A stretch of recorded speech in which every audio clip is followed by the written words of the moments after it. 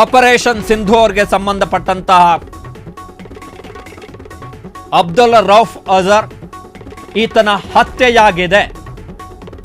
Bharat ನಡೆಸಿದಂತಹ surgical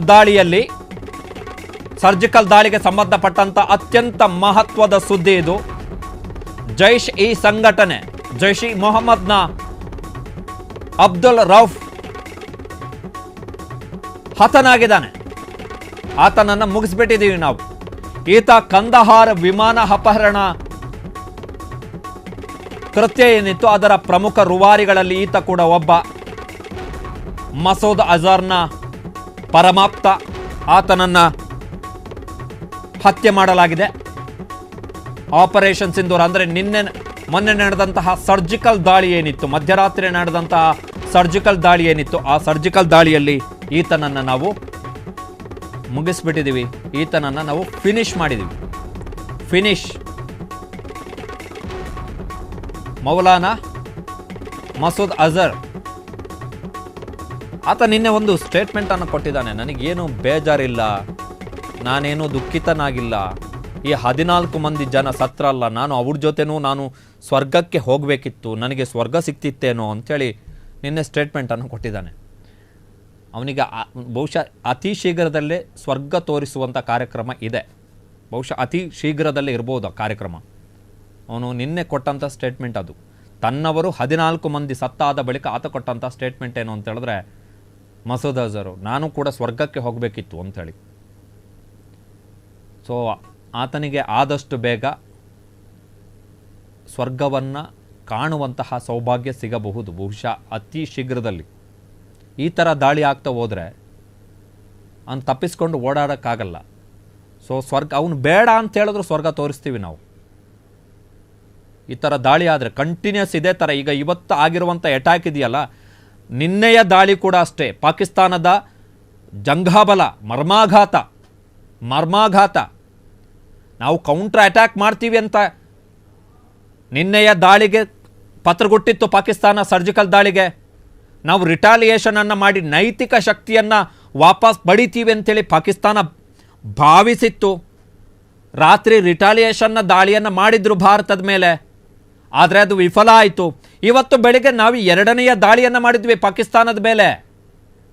ಅಲ್ಲಿಗೆ ಯಾವ ನೈತಿಕ ಸ್ಥೈರ್ಯ ಕಳೆದು ಹೋಗಿತ್ತು ಭಾರತದ ಸರ್ಜಿಕಲ್ ದಾಳಿಗೆ ಪಾಕಿಸ್ತಾನದಲ್ಲಿ, ಆ ನೈತಿಕ ಶಕ್ತಿಯನ್ನು ಪಡೆದುಕೊಳ್ಳುವಂತಹ 2ನೆಯ ಪ್ರಯತ್ನ ಏನಿತ್ತು ಪಾಕಿಸ್ತಾನ, ಆ ಪ್ರಯತ್ನನೂ ಟುಸ್ಸಾಗಿ 2ನೆಯ ದಾಳಿಗೆ ಜಂಘಾಬಲ ಬಹುಶಃ ಪಾಕಿಸ್ತಾನದಲ್ಲಿರ್ತಕ್ಕಂತಹ ಸೇನೆ ಯಾರಾದರೂ ಬಂದು ನಾವು ನಿಮ್ಮ ಜೊತೆಗೆ, ನಿಮ್ಮ ಮತ್ತು ಭಾರತದ ಜೊತೆಗೆ ಸಂಧಾನ ಮಾಡ್ತೀವಿ ಅಂತ ಹೇಳಿದ್ರೆ ಬಂದವರು ಶರಣಾಗಕ್ಕೂ ರೆಡಿ ಇದ್ದಾರೆ.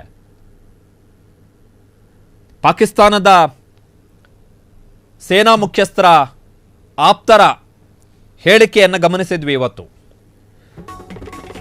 ಸೊ ಈತನ ಹೆಣ ಸಂಸ್ಕಾರ ಕಾರ್ಯಕ್ರಮದಲ್ಲಿ ಜೈಷ್ ಇ ಮೊಹಮ್ಮದ್ನ ಸಂಘಟನೆಯ ಪ್ರಮುಖ ಅಬ್ದುಲ್ ರೌಫ್ ಈತನ ಹೆಣದ ಸಂಸ್ಕಾರ ಕಾರ್ಯಕ್ರಮದಲ್ಲಿ, ಹೆಣ ಸುಡುವ ಕಾರ್ಯಕ್ರಮ, ಹೆಣ ದಫನದ ಕಾರ್ಯಕ್ರಮದಲ್ಲಿ ಇವತ್ತು ಅಲ್ಲಿಯ ಮಿಲಿಟರಿ ಅಧಿಕಾರಿಗಳು ಕೂಡ ಪ್ರಮುಖರು. ಡೇನಿಯಲ್ ಪರ್ಲ್ ಅಂತೇಳಿ ಅಮೆರಿಕದ ಪತ್ರಕರ್ತ, ಆತನನ್ನು ಭೀಕರವಾಗಿ ಹತ್ಯೆ ಮಾಡಿದ್ದ ಈತ ಡೇನಿಯಲ್ ಪರ್ಲ್. ಆತ ಯುದ್ಧ ವರದಿಗಾರಿಕೆಗಾಗಿ ಹೋಗಿದ್ದಂತಹ ವ್ಯಕ್ತಿ, ಅಮೆರಿಕದ ಪತ್ರಕರ್ತ. ದೊಡ್ಡ ಸುದ್ದಿ ಆಗಿತ್ತು ಒಂದು ಕಾಲಕ್ಕೆ, ಅದು ದೊಡ್ಡ ಸುದ್ದಿ. ಡೇನಿಯಲ್ ಪರ್ಲ್ ಆತನನ್ನು ಕೊಂದರು.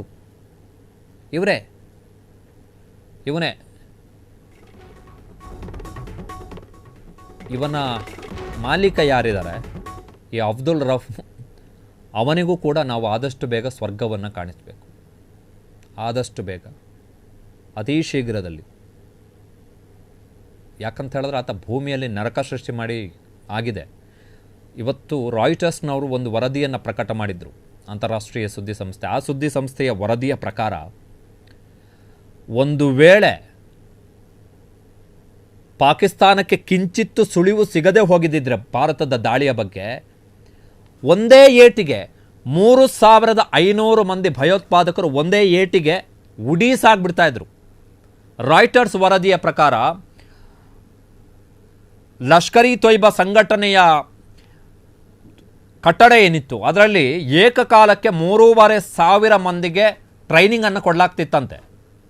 ಆಮೇಲೆ ಸಾಮಾನ್ಯ ದಿನಗಳಲ್ಲಿ ಅಲ್ಲಿ 3,500 ಮಂದಿ ಆ ಕಟ್ಟಡದಲ್ಲಿ ಇರ್ತಾಯಿದ್ರು, ಮುರುಡಿಕೆಯಲ್ಲಿ ಹಫೀಜ್ ಸಯೀದ್ ನಡೆಸ್ತಾ ಇದ್ದಂತಹ ಕಟ್ಟಡದಲ್ಲಿ.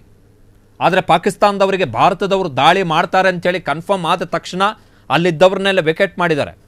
ಆ ಕಟ್ಟಡದ ಮೇಲೆ ನಿನ್ನೆ ಸರ್ಜಿಕಲ್ ದಾಳಿಯ ಸಂದರ್ಭದಲ್ಲಿ 4 ಕ್ಷಿಪಣಿಗಳು ಬಿದ್ದಿವೆ ಭಾರತದ ಕಡೆಯಿಂದ, 4 ಕ್ಷಿಪಣಿಗಳು.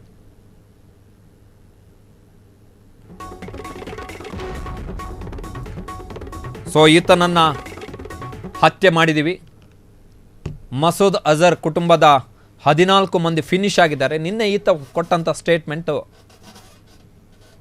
ಅದೇ, ನನ್ನ ತಮ್ಮ ಹೋಗಿದ್ದಾನೆ, ನನ್ನ ತಂಗಿ ಹೋಗಿದ್ದಾಳೆ, ನನ್ನ ತಂಗಿಯ ಗಂಡ ಹೋಗಿದ್ದಾನೆ, ನನ್ನ ಆಪ್ತರೆಲ್ಲ ಹೋಗಿದ್ದಾರೆ, ನನಗೆ ಯಾವ ರಿಗ್ರೆಟ್ ಯಾವ ದುಃಖನೂ ಇಲ್ಲ,